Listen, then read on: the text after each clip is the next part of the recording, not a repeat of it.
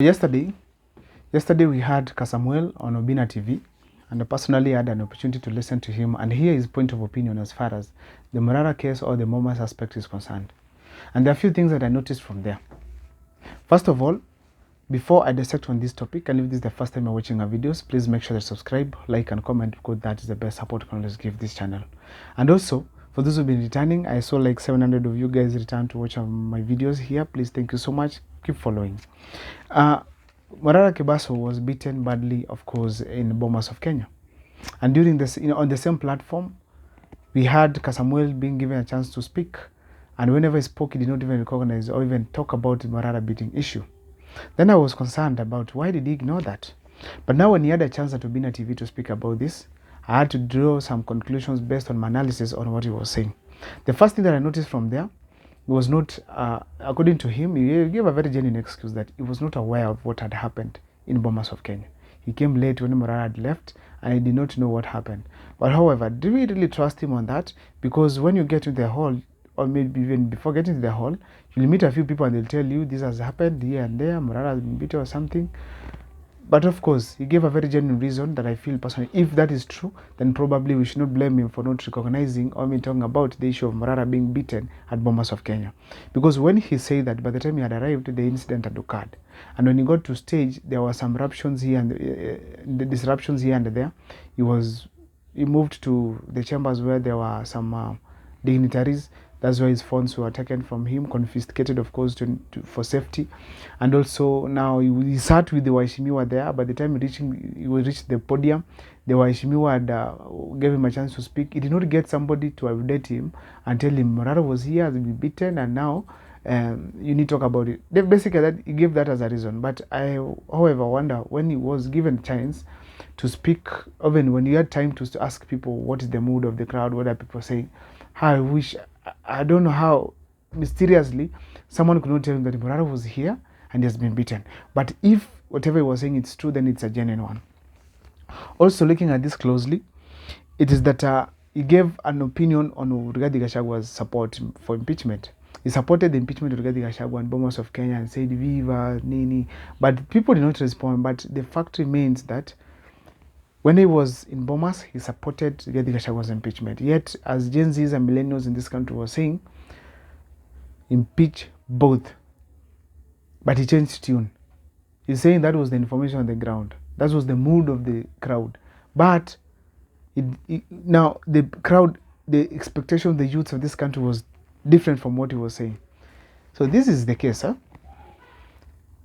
So when he supported it, he gave a reason that apart from knowing what was the mood of the people, he also thought to an extent that it is ideal to talk about it because Rigathi Gachagua, it is like having 4 Al-Shabaabs in the country. That's my own example. Now, if you take out one, that means there are 3, which will be easier to deal with than having them being 4.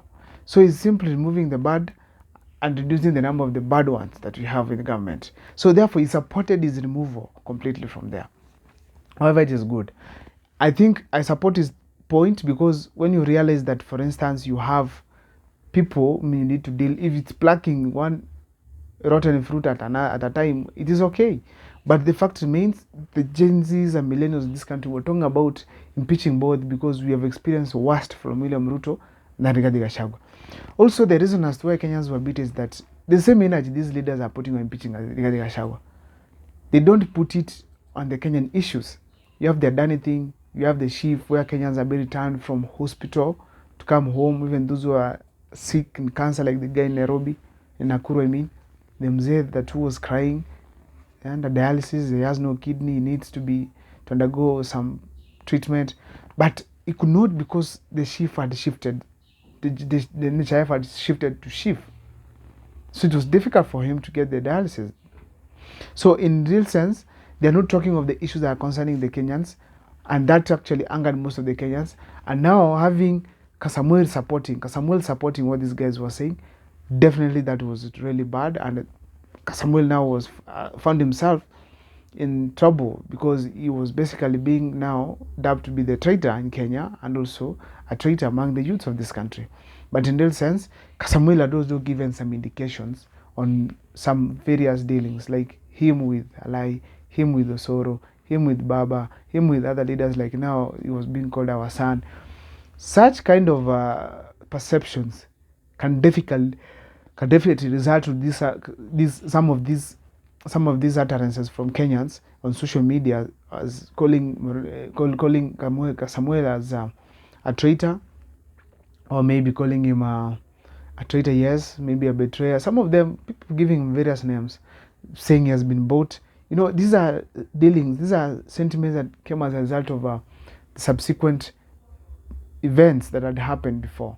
The events that happened now that culminated this kind of a scenario where Kenyans feel like, honestly, after doing this and that, now reaching at this point, definitely this guy is a traitor. Now, another thing I want to say is that Kasamuel is trying to defend himself across. Probably knows that he has done something wrong. But the fact remains, if he was not aware of what was happening there, probably could have kept quiet and allow the mood to continue the way it is. Because by saying something against Kenyans makes him weak. Why?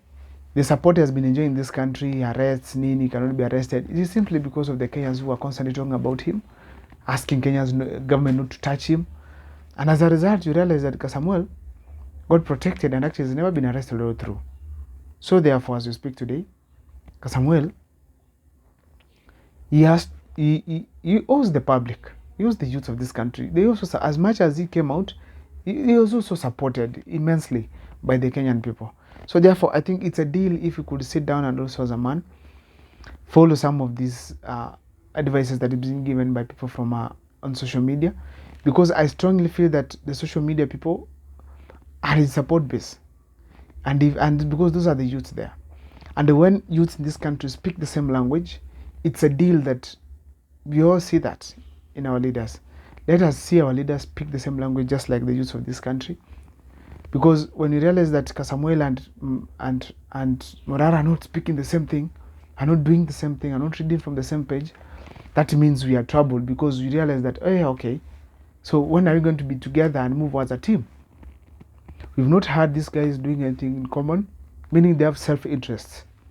We need to have them sit down, draft a good plan amongst themselves, forge ahead because a team, because the Finance Bill 2024 rejection 25th June was not just for Morara or Mcoure.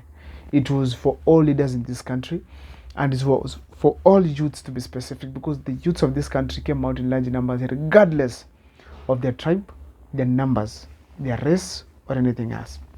That is what I call for. Like, these leaders should sit down and agree as a team that let's proceed to this direction and do things in such a manner, because that is the best support they can always give each other. My name is Mcoure. Kindly keep following for the videos we do here. That's my point on Mcoure's opinion. Thank you so much. See you next time.